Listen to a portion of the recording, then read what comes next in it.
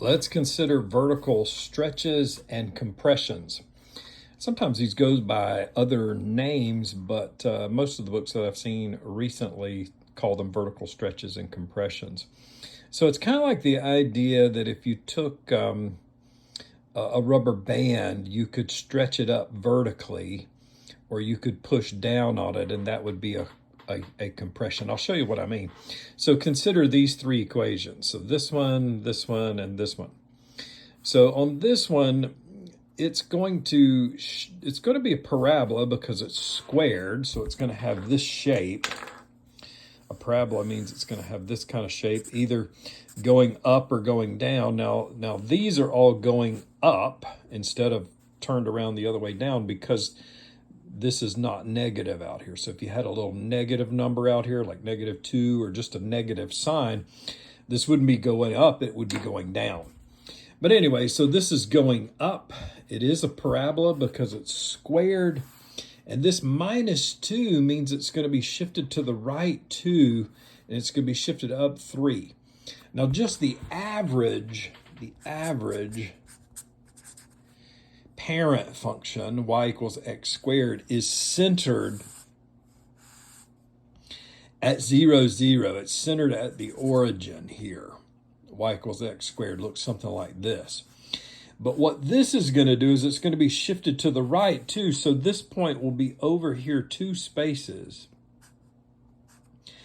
and then up 3. So this number on the inside here, if it's negative, shifts it to the right. If it's positive, it shifts it to the left. This goes up 3. If it were -3, it would go down 3.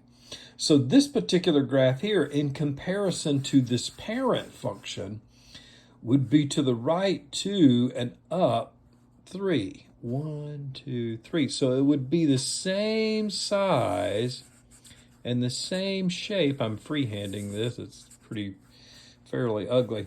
Same size, same shape, same thickness, but over to the right and up 2, it's going to start there as opposed to this one. So this one is this. This is this one.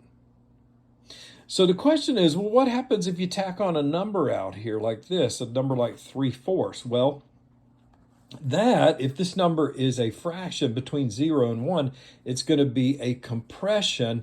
And what it's going to be like is if this were rubberized and I pushed down on it vertically, it would push these out and it would end up being wider than this one. It would be wider than this one because of this.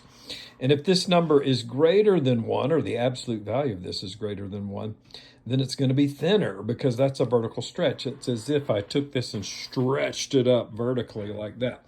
I'll show you what I'm talking about by putting it into a graphing calculator. So I've entered these in here. Oops.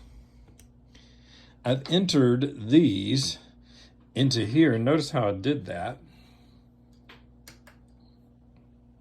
Notice how I did that here.